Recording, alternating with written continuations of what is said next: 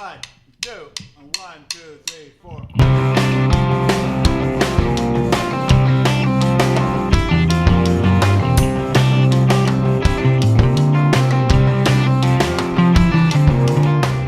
Welcome to episode 3 of our little mini-series on creating great and successful gig demos. We're talking now about different strategies about actually getting that demo done.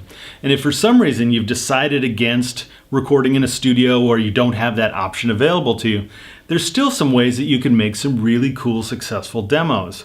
And one of the easiest these days is something like this. Just these little handheld digital recorders. There's a whole bunch of companies that make them now, and the quality just keeps getting better and better every year. So with a little creative work on this, you can end up with something that sounds quite good and costs very, very little to execute.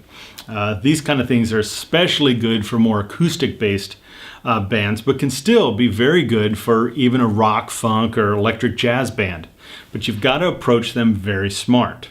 The common way to do this is sort of deal with your pop band or your rock or blues band in the way that traditional classical music was done, with just a stereo pair. And you're using this little handheld recorder as your stereo pair of microphones.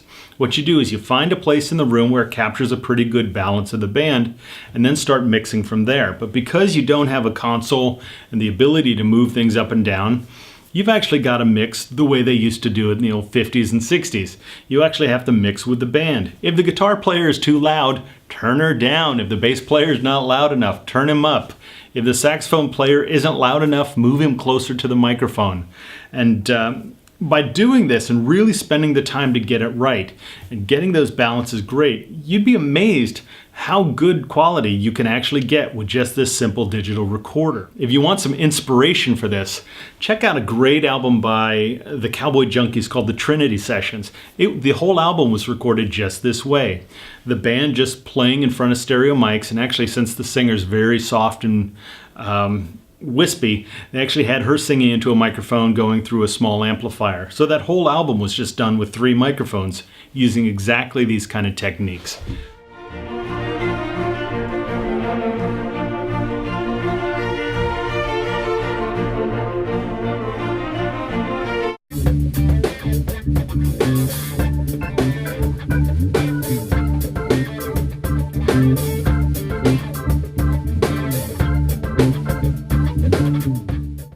There's something cool that I haven't tried yet, but I just read about. Alesis has a new handheld digital recorder that's got a video camera in it, allowing you to capture both video and audio. And this could actually be a really interesting promotional tool for you for a gig demo. Set this up in a way where it captures the band performing and gets a good mix of the band. And you've got a really interesting promo video that costs you almost nothing to make, except for the cost of a pretty cheap digital recorder. If for some reason you decide that's far too Spartan a technique and you really do want the ability to balance things or add effects or do overdubs, my recommendation for you, if you don't have a lot of experience working with recording, is to try and keep things as simple as possible. Because once you start getting into more complex recording setups, it's a little bit of a web that you can get lost in, and you might find yourself spending more time working out recording equipment issues than actually recording music and getting those gigs in the first place.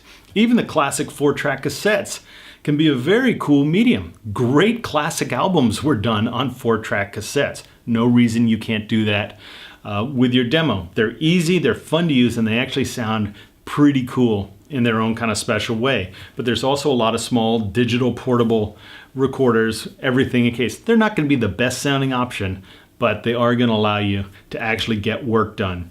And even some older systems like the old ADAT machines and a little Mackie mixer, you can do some really good things while keeping things really simple. The important part is to make sure whatever working method you choose, if you are going to record yourself, that allows you to stay focused on the music and getting it done. We're not making albums here. We're trying to capture what your band does live so that we can get it out to bookers and concert promoters and start getting you some gigs.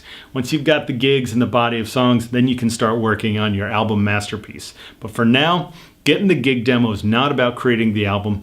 It's about creating the great gig demo that showcases what you do live. One last little note, if you have a chance, if you create a demo, it's worth looking into getting it mastered. It doesn't have to be with one of the high-end boutique mastering facilities, but modern mastering will tend to make things a little louder and punchier, and that actually might make the music jump out of the speakers just a little bit more, and that little extra bit of volume and punch can actually sway people into thinking you're actually a better band. So it's worth taking a look into, and just for a demo shouldn't have to cost you a whole bunch of money.